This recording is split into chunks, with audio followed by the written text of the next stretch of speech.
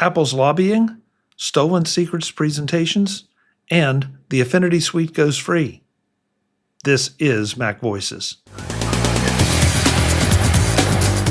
MacVoices is supported by Surfshark. Visit surfshark.com/MacVoices or use code MacVoices at checkout to get 4 extra months of Surfshark VPN. Today's MacVoices is supported by Clean My Mac by MacPaw. Get tidy today. Try 7 days free and use the code MacVoices20 in all caps for 20% off at cleanmy.com/MacVoices. Also, all caps. Webb, I want your comments on the next one. Apple spent $8 million lobbying the EU last year and had 76 meetings, according to an article in 9to5Mac. Only 8 million?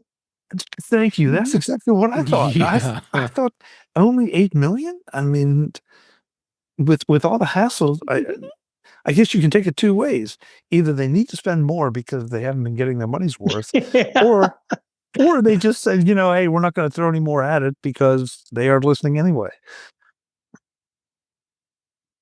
Yeah, I don't have much to this topic. Lobbyists are expensive, and that's basically what they're doing. They're lobbying the EU. They're trying to get somebody who has some local context. So, just only 8 million. I won't tell you what I spent, and it wasn't in the EU, but I spent many, many, many times more than that. So, yeah.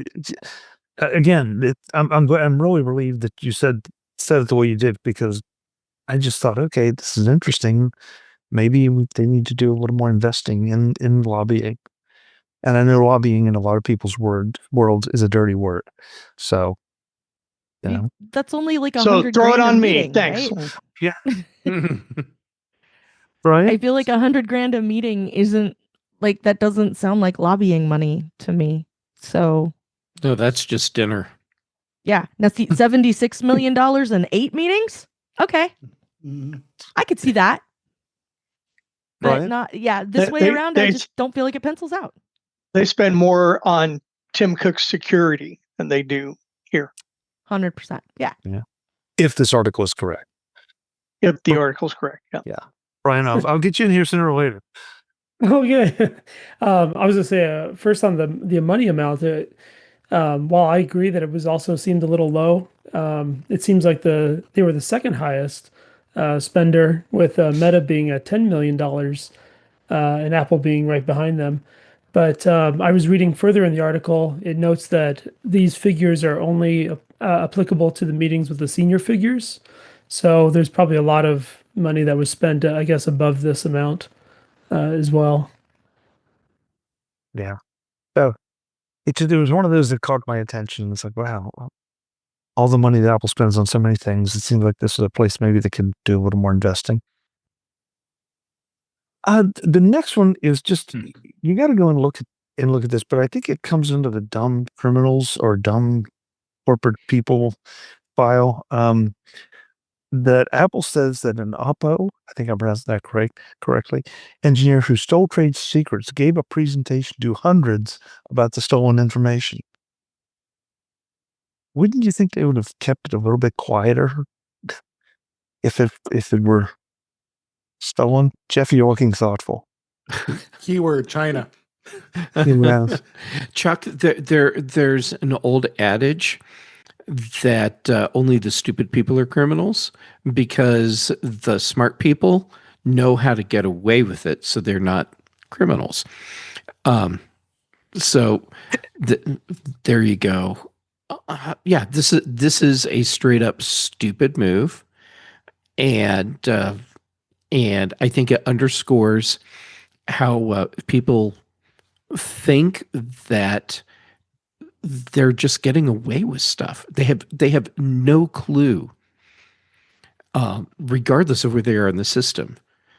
And I mean, anyone that's ready to do presentations based on corporate espionage, You know, there's also another adage, and I'm going to save you from having to edit. Thank you. Around and find out. Yeah. Yeah, this struck me as one of those where the guy breaks into, a building or whatever, and then posts the break-in on YouTube and brags about it. It's like, what's wrong with you? Marty, you think it was about pride? Yeah, I think, well, the guy has some big truck nuts. The guy has some big truck nuts, but it is about pride. It's sort of, look at what I did. Isn't this, look, and it gives a sense of self-validation and power when someone can do it. But that's always the trip up. If they kept their mouth shut, they'd be in less trouble. Yes. Yeah. It just cracked me up. Just cracked me up. Jeff, I'm going to come back to you for this one, although I think I want everybody in on this one. And that is that. What did I just get myself into? Well. Okay. I clicked the link. Okay. This is okay. All right. You can handle this. Affinity's entire suite goes completely free on Mac with a new all-in-one app. Now, I will speak only for myself. I'm a longtime Affinity user. I left Adobe behind a long time ago because I don't believe I am their ideal customer. In fact, I'm not sure I'm a customer, should be a customer of theirs at all at this stage of the game. And so I have mixed feelings about this. On the other hand, with their relationship, with Affinity's relationship now with Canva, that makes me feel a little bit better because Canva seems to be very innovative in this space at the moment. Mm-hmm. That's my take, Jeff. What do you think? Okay, first I need to get the pedantic part out of the way. Okay. It's Serif's Affinity Suite, not Affinity Suite. Sorry. Because it's and it's not and that's not directed at you. It's directed at whoever wrote the article that you referenced, and they did exactly what most people did. Canva bought Serif and their Affinity suite of apps. Okay, so pedantic part out of the way. Like many people, about a month ago, I got really worried when everything about the Affinity suite went radio silent, and you suddenly couldn't buy the desktop apps anymore. No one knew what was going on, and like you, Chuck, I stopped paying for Creative Cloud, Adobe Creative Cloud, a long time ago because I found that the things that I needed to do, for the most part, I can do with the Affinity suite. And when Canva bought them, I got very worried. Everything seemed okay. And so I let my guard down a little bit. Then the radio silence happened, and I got very worried. Then we get this announcement where it's one app with all the suite combined into one thing. It's a native app. It is not Electron, and you get all of the features that you already had in the suite. And the only thing you would actually have to pay for are the AI features, so like the newer things. And for most people, that's fine. Like for me, I don't even have a paid Canva license, and I'm questioning if I will even need one for my use case. And I'm a pretty heavy user of tools like this. I did download Affinity, the new app, as soon as the announcement happened. As a matter of fact, it's running on my computer right now, and I have Affinity Photo running in a window right beside it. I think for most people that are already Affinity users, it'll be a little wonky right at first because some of your tool positions have changed a little bit. So they're generally more standardized between the three functions. But the thing where you were jumping between apps before, if that's something you did, it after about 10 minutes, it just clicked. And I'm like, actually, this is really cool. I'm working on vector, raster, and layout simultaneously, and I'm not having to think about which app I need to jump to work on the one thing, and the files are the files all linked correctly, doesn't matter because now it's just a single file for all of that.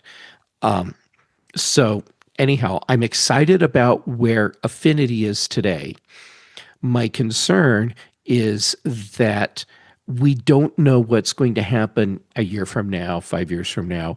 Will this stay a free tool, or will it turn into another subscription that you have to buy? Everyone's hoping it stays a free tool, and it's fracking close to professional level tools. For many people, it suffices as professional level tools. Offering this for free, man, that's a big carrot to have out there in a market that Adobe dominates. So good on them for giving us this. Now do the right thing, please, and continue to develop this and continue to give everyone a professional level tool for free. And then let everyone pay for the other Canva elements that they need or want as a side thing. Jeff, you and I may disagree just a little bit on that, because I have no problem with them being free now and free for a time, especially if they're trying to take some business from Adobe. I don't know that they can sufficiently develop it, and I'm talking way outside my pay grade here, but I wouldn't mind a subscription, because any subscription they put on, it feels like it'll most likely be a lot less than any competition, especially Adobe's. So I wouldn't mind paying for some of this. I haven't tried it yet. So having said that, but I'm going to assume that if it maintains the Affinity quality, then because I was willing to pay for Affinity in the first place. So, why wouldn't I pay if it continues to be developed? Well, okay, I'm going to throw another little bit here for you. Sure. Who owns Pixelmator? Love it. Okay, cool. Now, what company owns Pixelmator? Apple. Of course, Apple. Yeah. So if you want a pro-level raster image editing app that you can just kind of go and get, and you want to be another company that competes against that and against Adobe, one of the best tools you can have in your arsenal for that is free. Good point. Marty? Yeah, I think it is a bit of an Adobe competition piece, particularly since, Photoshop is now on your phone, and it's a free app in terms of what Adobe has done to kind of induce us over to that. I do the Adobe suite because I do my video and audio editing using those tools, so I have that. I also use Canva and have a paid Canva account. So this is coming to me through the back door. I also paid for the Affinity apps at one time. So this is kind of an add-on through Canva now that Canva has purchased them. And I've already been paying for with a paid account with Canva, I'm already paying for the AI stuff, for any AI kind of generative stuff I want to do with it. So I think it's interesting. I think it's a nice add-on piece. It's a value added to Canva for folks who have subscriptions, or for folks who use Affinity might then consider subscribing to Canva for primarily the AI stuff. Today's Mac Voices is supported by Surfshark VPN.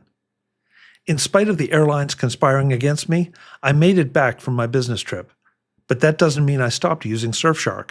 The bad guys are online everywhere you are, even at home. Sure, I've been telling you about Surfshark as a travel essential, but Surfshark protects you just as well when you're on the couch as when you're stuck in an airport terminal. Hackers, data brokers, and even your internet provider can track what you do online, where you go, what you buy, even what you stream. Surfshark puts a stop to that by encrypting your data and hiding your location, so your browsing stays safe, secure, and completely your own. And it's not just for your laptop. One Surfshark account covers every device you own: phones, tablets, smart TVs, even your router if you want total home protection.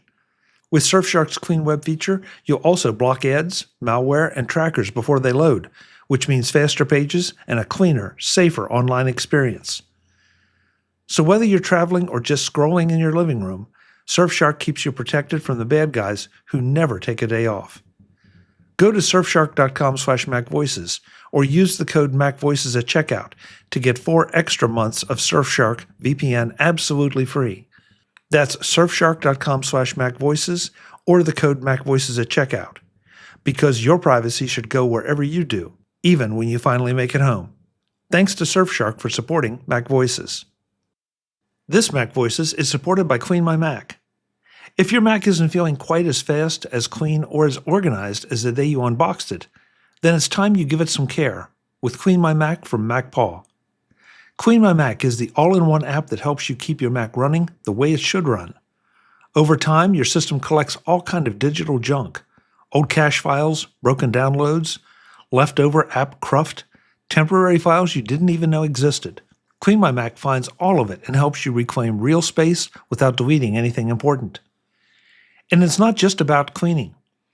Clean My Mac includes powerful optimization tools that can speed up your Mac by identifying hung processes, freeing up RAM, and letting you manage what launches when you log in.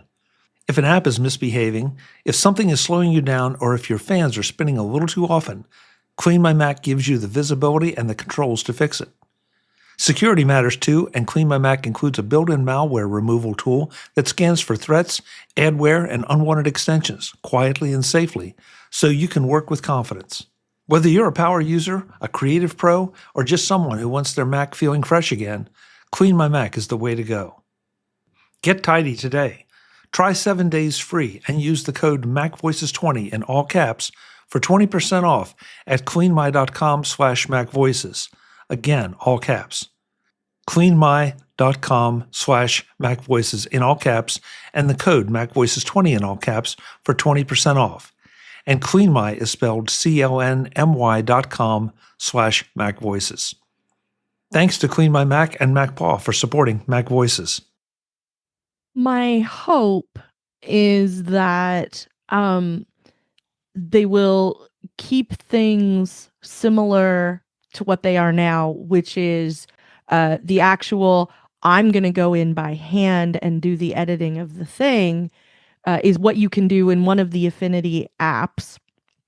And that I need AI to do some special magic to some piece of this in some way or another is the part you have to go to Canva for, and that they continue to make this, this is the sample at the end of the aisle in Costco, so that they'll get you to come down and buy the big bag of Canva. That's what I'm hoping that Affinity ends up being, because that's what it was for a lot of people anyway. It was very reasonably priced. If you wanted to license one, I think it was one app for $70 and all 3 for $170. And it was a straight license years forever until it quit running, basically. And I'm hopeful that they continue to do that and try to position this as a, towards having something that just sort of drives everybody towards Canva. Like, oh, well, I need this to be a certain thing. Okay, I have to go to Canva to do that. You can have a Canva account that is free. So even if you only needed light use of some of those things, I don't know a ton about how all of that pricing breaks down, but I know that they do have an account that's $100 a year, which is certainly cheaper than anything I think you can get from Adobe. And especially to get access to the kind of stuff that you get from Canva. So I'm hopeful that, I think the other thing they want out of this is competing with some of the other like online apps and some of the other like photo edit and image edit kinds of things. Like what's the other one? Figma, I think, is the other one that's out there that I know a lot of people use if they're not using Canva. And I'm hopeful that maybe this will be something that sort of shows people that there is a way to not pay Adobe every month and still go on to lead a productive and fulfilling life. And I really want that to be the case out of this more than anything. So I hope they still continue to divvy it up. There's an excellent chance, Chuck, like you're talking about, that, some of this is going to end up being a subscription thing. But my hope is that what they wanted from this was just to pave the way into Canva and eventually paying for Canva. But they've got a really, really solid start on making that an attractive option for people and making it an easier thing for people to want to do. Kelly, I can build on that if you'd like. I would like that very much. Well, are you going to use Affinity to do it? Yeah. Yes, I am. Okay. So, Kelly, you're talking about the gateway into Canva. Canva, don't forget, is doing a lot in the enterprise space with a lot of companies, as does Adobe. What if you, as Canva, the collaborative creation tool, could get in or get all these companies to dump Adobe because you're giving them the Affinity app that has the stuff that they needed, assuming they're not doing like video audio work.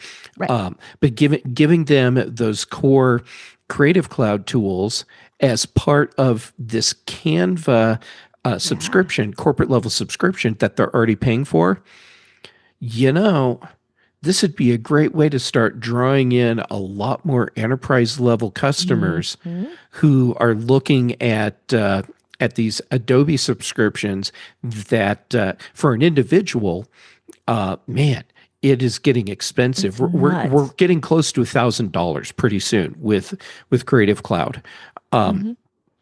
So, of course, corporate isn't paying that much because they're buying in bulk. But imagine being able to leverage Canva. But it's still not cheap, and that's an expensive subscription. And a lot of people who come in from somewhere else maybe aren't using any of that, especially, I'm with you on this. Keep going. Yeah. Anyhow, I think this is more than just a play to get individual users to move into Canva. This is an enterprise level strategy. And I think it's actually a pretty savvy one. And Chuck, the other thing we haven't mentioned with the volatility in this space, don't forget that Figma, the company that Adobe tried to buy, and that went down in a ball of fire. They just recently bought Weavy. And that creates an interesting thing. First, because Chuck, you probably have no clue what Weavy is. So for Chuck and maybe anyone else that doesn't know, Weavy is a relatively new company. They're about a year old, and they do things in the AI space, like with image editing, but then also with some video stuff. So like you might have a starting point piece of content, and then you use Weavy and say, here's what I want to do with this. And it gives you several options, like, okay, here's like 6 or 8 choices. And you're like, I like that one. And you keep refining, and it helps you generate the finished thing that you need based on whatever it is you're starting with. And now that's going to be part of Figma. So there's lots of cool stuff going on in this space. And while Adobe is still the big iceberg that you're not going to be able to melt overnight, there's a lot of companies out there that have moved from holding a lighter to the edge of that iceberg to bringing out blowtorches. Yep. Barry in the chat room says the individual Canva plan is $120 a year. My Adobe CC subscription currently costs me $720 plus a year. It will go up to $960 a year at the end of May 2026. Yeah, see, we're getting close to $1,000. And if you're not using all the apps in the Creative Suite all the time for that price, are you getting your money's worth? And of course, that's a personal answer. I'm not implying anything, but there's some calculus to do there. Absolutely. And this, Jeff, when you put it that way, the thing about this that strikes me is this can be one of those things, like the way it happened before I was really in IT full time, but I think it's something David probably saw. which was how iPhones became the phone that you got at work, because enough people wanted them and enough people had them already and brought them from home and said, this is what I use and this is what I want. And enough high ranking people who can make those kinds of decisions said, this is what we do now. And I think this is the same kind of thing. Like, if this is the kind of thing where loads of people who did all of the generating of images and stuff that they needed to do for whatever they needed to have are doing all of that in Canva, and, you know, say they did it all through college and now they're like out in the professional market and they're like, the tool I know how to use is Canva, and they stop buying Creative Cloud subscriptions for everybody and start buying basic Canva subscriptions. That seems to make a lot of sense. And it's the kind of thing that, you know, enough people leaning on could help affect that change, you know, and especially as more and more people find viable alternatives to some of these programs. You know, Acrobat isn't the only game in town. Photoshop isn't the only game in town. That's simply not the lay of the land anymore. And so I think this is one of those things, like you're talking about, like if you team up both of these things, I think that it makes even more sense on that front as well. Dave, I want to give you sort of the last word on this, because again, we're spending a lot of time on graphics, and that's not everybody's interest, but this is an important part of the space. It is. Yeah, well, it's important, an important part of the space, no question. No, I'm going to kind of spin it to what Kelly said about the iPhone and being in corporate. I'm seeing a trend more towards BYOD because the fact of the matter is companies don't want to manage a fleet of iPhones anymore. But companies are managing fleets of iPads. iPads are a vital device once the business gets involved with having something that's going to be a way of being able to bring an iPad to travel with for a particular job than having to use a laptop or God kill me with the Dell tablets too. But the fact of the matter is, with the advent of Intune, the advent of using Microsoft Authenticator, everything is protected with an iPhone.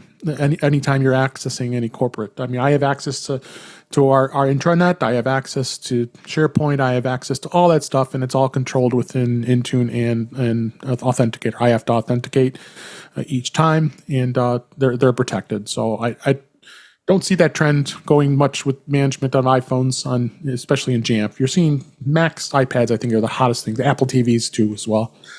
So I'll leave it at that. I said I was giving. I was going to make that sort of the last comment because this article goes sort of with this discussion, and then we will get away from graphics, I promise. But Canva introduces an AI fix-it button. I don't know if any of you saw this or not. I have not had the opportunity to play with it, but it sounds like this is AI, you know, digging into their ecosystem at some level, in some fashion. So I'm going to be interested to see just what happens, but there are a number of AI one-touch things out there. There have been for a while. They just didn't call themselves AI. And so what will this mean for the whole discussion we just had? I don't know. Now you know why you have to pay for Canva. Maybe so, Kelly. Maybe so. So I think it means I Go don't ahead, Mark. have to learn complicated tools to do simple editing on whatever I'm doing. I don't have to learn the whole. Can you take the power software. lines out of this beautiful landscape photo? And then it goes and does it for you? Yeah. Yeah. Yeah, that's it, you know, and and if you're going to do it on a commercial basis, it's going to be a lot more powerful than just some of the simple one-trick ponies we have right now. So, I don't know. I'm rooting for Canva. I feel like Adobe lost its way a bit, and I'd like to see them get their act together. And I understand the logic of people use their tools to make money, and so therefore they need to be quality tools. And they need to be paid for them. But the value of software and hardware is dropping precipitously, and has been for a while now. So we'll see. quick comment on Canva. I'm seeing more and more people just are happy with the free version. Honestly, they get basic usage of the tools, and I've seen people work creating stuff, and it's like, oh wow, that's so cool, and and they're able to come up with something really cool that people are like that are very can be very creative and not have to work very hard at it to do it. Not that I'm saying that takes away from what Jeff and others that are in the creative world, but someone wants something really quick and easy to just get something out, like a flyer or a memo or whatever. It's a great tool. It's the democratization, of design. Like it's more about more people having an opportunity to create something, than could before, because the tools are available, just like everybody making movies with their phones and, that kind of thing, like lowering the barrier of entry so that people can do things like this and have the opportunity. I think it's fantastic. And like Chuck, you and I have talked about this for years, maybe something like this will cause Adobe to have to compete. Whenever Windows does something cool, whenever Microsoft comes out with an actual good feature on Windows, I'm always excited about it, because now what's Apple gonna do in response? Like now Apple has to do something, has to respond in some way, because that feature is very useful or very creative or very interesting in some way. And that's what I want out of this. Is I want this to shake up a whole bunch of people at Adobe and make something cool come out of that, because they're certainly never going to make the subscriptions cheaper, but they really need to make them worth $1,000 a year if that's where we're ending up. And I really hope that this is something that causes something like that to happen. Eric? Yeah, having Affinity free to download and try out, and some different pricing tiers in Canva, that means you can take the risk of using those tool sets to train new users in just basic techniques. Right now, if you want to train people with all the Adobe tools, you can get education pricing, but there's a fairly hefty cost to maintain all of those licenses and keep it going. So I see this as an opportunity to bring up a whole lot of new users and, small users who aren't maybe like big design studios, photography users, that sort of thing, to learn those tools and get what they need out of them and teach others, and then go back in and maybe use some of the AI add-ons, and that would bring in money. But you need to have the users available to sell the other stuff to. So get people in. Yeah. Jeff in our private chat said he could talk about this for 5 more hours. This is something we're going to have to come back to and maybe do a dedicated show on, because there's so many different angles to it. But it's another one of those things that seems to be moving awfully fast, with at least part of an AI component driving that speed of change. So look for that soon, as soon as we can get everybody's blood pressure down to where it should be. Good luck with that, Chuck. Yes. Visit MacVoices.com for show notes and to connect with Chuck on social media. Get involved in our Facebook group or like our Facebook page, and get more out of your Apple tech with MacVoices Magazine, free on Flipboard and on the web. And if you find value in it all, consider supporting us through either our Patreon campaign at patreon.com/MacVoices, or by making a one-time donation via the PayPal link on our front page and in the show notes of each episode. You will join these fine people who help bring you Mac Voices.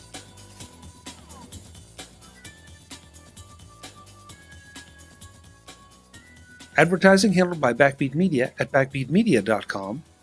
Bandwidth provided by CacheFly at cachefly.com.